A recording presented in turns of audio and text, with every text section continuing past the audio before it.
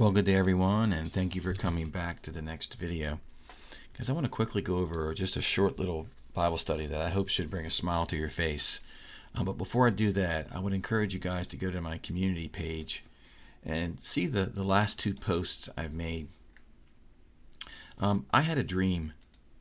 Here's the dream right here. I have a link to it here. I had a dream back in 2016, around that time frame. It was a very obscure dream. It was about in the dream, I was arrested, and I knew I was in a Middle Eastern country.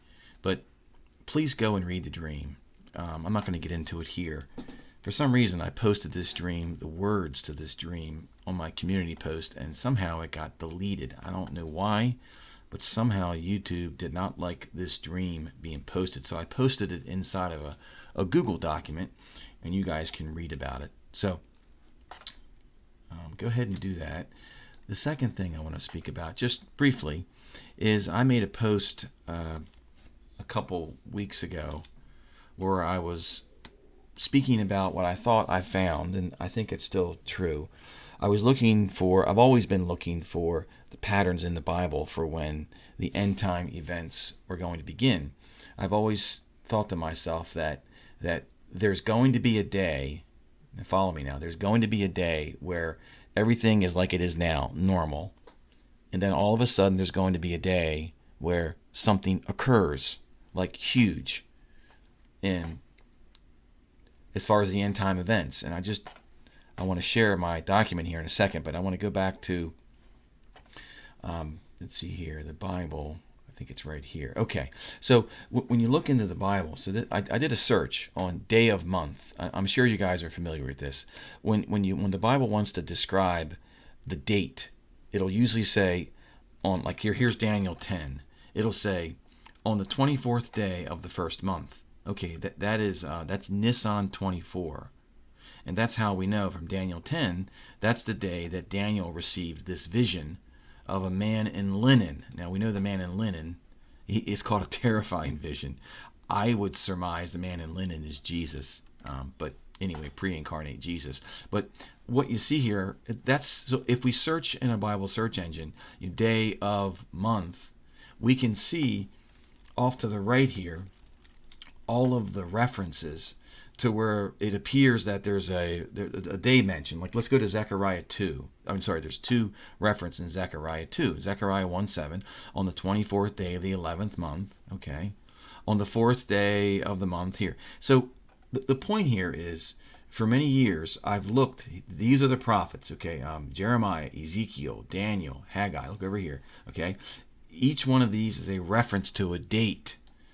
Jeremiah, here's Jeremiah, 4th month, 9th day, okay, and the 10th month. So I've looked at all of these. I know many people have also, and we've looked to see what of these date references, like the book of Ezekiel has 18 date references. Ezekiel received his vision, and he was spirit-filled on the 5th day of Tammuz. I thought this was a high watch day, but that date's already come this year, and it's passed. So the document I created was a date that I found in Haggai, basically Haggai 1. It was the 6th month. And what led me to Haggai to create this document here, which we're going to talk about in a minute, was the fact that when you get into the New Testament, there is only a singular time in the New Testament where it says that a month is given. And it's in Luke chapter 1. Every other location in the Bible, like let's go to John 1, it just said, 4 months. Okay, so I just searched on the word month. And even in the New Testament, there is no references to the 24th day of the 9th month in the New Testament. You won't find it. But the only reference to any type of month, like, calling out January or February, the only reference to that is in Luke. And it's in Luke 1. And let's search on the word month. Okay. So we hear about Elizabeth being pregnant with John the Baptist. Okay. And she was 5 months pregnant, kept keeping herself hidden. Okay. And then it says in the 6th month, the angel Gabriel was sent from God to a city named Galilee in Nazareth, to a virgin betrothed to a man whose name was Joseph. We all know the story. And the virgin's name was Mary. Okay, so this is the point I want to kind of get across here. So up until this point, Mary, 15, 16, 17 years old, she's living a normal life as a human in God's creation, just thinking about getting married to Joseph. Then all of a sudden, out of the blue, totally unexpected, this angel Gabriel shows up and tells her, you're going to be with child and you're going to deliver the Savior of the world. You're pregnant. You're going to be pregnant with the most important human, who happens to be God at the same time. You're going to be pregnant with the most important human who has ever lived. Imagine the enormity of what was going through Mary's mind after this 5-minute discussion with Gabriel. So on that singular day, in the 6th month, everything for Mary changed. So I kind of want to get that point across, because for us as watchmen, we have a similar day, in my opinion, that's coming, where everything in our life up until that exact moment is going to completely change, and we're going to recognize what God's plan for is in our life. We're going to get instructions, okay? And so after Mary had this visitation by Gabriel, she immediately went to where Elizabeth was, and she spoke to Elizabeth. And of course, we know the story. John the Baptist was inside the belly, 3 months premature, 3 or 4 months premature, and he leaped, and the Spirit was inside John the Baptist while he was still in his mother's belly. Is what the says somewhere here. I'm not even going to read it. You guys know the story. So in the 6th month, this is the only time that it's like saying in the month of June or in the month of Elul. Okay, so the New Testament has this singular reference to the month of Elul, the 6th month. The Old Testament has references to Elul. So if we go to a search engine, here, this is a cool search engine. I'll leave a link. You can search all the Bible translations at once, which I like, because you don't have to switch between King James or whatever. If I type in Elul, is the month of Elul used in any Bible translation anywhere? And it's just in one. It's Nehemiah 6:15. So this is when the wall was completed. So this is a singular time the month of Elul is made. Let's see, finished on the 25th day of the month of Elul. Okay. Let's type in the word 6th month. It's used 7 times in the Bible, and of course it's used in Luke twice. So it's used in Haggai and Ezekiel 8. So what I thought to myself was, if the Lord's going to give us a clue on a month when we're going to begin, when this day, like, for Mary started, we would have to have a witness in both the New and the Old Testament. And so since the 6th month is the only reference to a date or a month in the New Testament, let's go look at this in the Old Testament. Okay, so that's what brought me to Haggai 1. And a couple weeks ago, I created this document where I said, hey, I just explained all this, by the way. I said, let's go look at Luke and Haggai and explain this idea of this singular moment in time when everything's going to change for us when we receive our instructions or filled with the Holy Spirit. Let's look at this and see if the pattern in Haggai makes sense for us today. Okay, that's sort of the preamble to all of this. So I've already kind of spoken about. Let me go through it real quick. So what would the most appropriate biblical theme for the start of the Lord's end time events? Is it a pattern? Is there a pattern for us in the Bible to compare? And I just said, will the very first supernatural event on the Lord's prophecy clock be a huge event for the world? And like I said earlier, I would say no. I would say it's not. It's going to be a small event for those who are watching.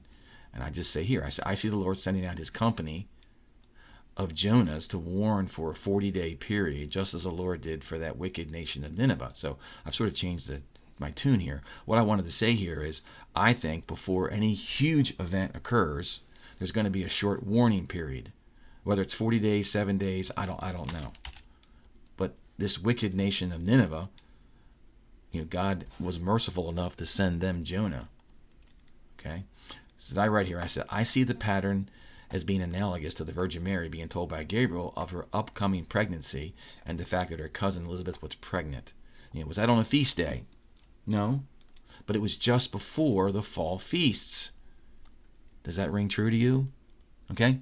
So I think we should take note of this. So like I said earlier, on that day in Luke 1, everything changed for Mary. There was no going back. Once Gabriel told Mary that she was going to be the earthly mother of the Savior of the world. How could she sleep that night? So the very first event for Mary was a day that occurred in the 6th month on the Hebrew calendar. So sometime in Elul, Mary's life changed. Huge. Okay, so here's the text. I just read that. Okay, so let me jump down here. So when I searched Haggai, I saw the same thing. So when you read Haggai and you understand what's going on at the time, Haggai chapter 1 is after the 70 years of Babylon, which some have said that 1950 was the beginning of Babylon for the modern world with the NATO, but that's another discussion. So in Haggai 1, God told these, and I'll say this, lazy, self-centered people to get up and to begin immediately to rebuild his house of God so he could take pleasure in it and be glorified. God told them to get moving with this effort to rebuild the house of God on the first day of the 6th month. So my document, as I wrote it back then, I said, can you see a theme here? Fast forward 2,500 years to the present. What is the state of God's house in the modern world? How can the Lord call for a revival in the house of God in the modern world if God's house is in ruins? And we would all kind of agree with that at this point. The church is in shambles right now. Not every church, but the modern American church and many churches across the world, they have left their first love, obviously. Read the 7 letters that Jesus wrote in Revelation 2 and 3. Only 2 of the 7 received positive information. All the other 5 received terribly critical commentary by the Lord. So what is the very first thing that needs to be done for the Lord's end-time revival to begin? So will there be another warning to get up and start moving? So when I did this document a while back, I posted this. Many people responded. I didn't do a video of this. But it says here in Haggai 1, in the 6th month on the first day of the month. That's the day that Haggai received the message to get rolling, to get the people, the remnant of the people, to get them up and rebuild the house of the Lord. Okay, the modern day house of the Lord is the church. Right now, it's in shambles, like I said earlier. Okay, so obviously on the calendar, if it's going to be this year, this first day of the 6th month has passed us. That's Elul 1. It's past us on all the calendars. Well, it's not past us if we assume the 1 month delayed calendar, which if we're in the month of Ab. But I don't know. The calendar, like I've said before, is a subject that's practically impossible to know. Okay, but there is a little bit of light at the end of the tunnel. When you get to the end of, when you get to the end of Haggai 1, you can see that the actual work began not on the first day of the month. It began on the 24th day of the month. 24th day of the month in the 6th month. Now, let me read what it says. It says, Then Haggai, the messenger of the Lord, spoke to the people with the Lord's message. I am with you, declares the Lord. And the Lord stirred up the spirit of Zerubbabel, the son of Shealtiel, the governor of Judah, and the spirit of Joshua, the son of Jehozadak, I can't pronounce that word, the high priest, and the spirit of all, this is the important part, and the spirit of all the remnant of the people were stirred up. Could that be reminiscent of the infilling of the Holy Spirit like a Pentecost? I'm not saying it is Pentecost. And it says this, and they came and they worked on the house of the Lord their God, which was in shambles, on the 24th day of the 6th month. So, my thought is here. I says, can you see the connection from 2,500 years ago to the modern church? Well, God used this pattern in Haggai 1 as the very first event to get the church rebuilt. the house of the Lord, who is the modern temple of the, we all know about what Paul says about the modern temple. Okay. So, question, will the Lord visit this church? Obviously, the first day of the 6th month come and gone. But will we see an actual event in the earthly realm of time on this 24th day of the 6th month? Because we know from Peter, it says clearly that the judgment that's going to come from the Lord is going to begin in the house of God. Just like here. This house of God, this 2 Peter 4:17, sounds a lot like what was going on in Haggai chapter 1 near the end. Because on the 24th day, that is where the actual work began, which they could see in their earthly realm of time. So with that, guys, I'll let you figure out what calendar you want to follow. And with that, have a great day and God bless you.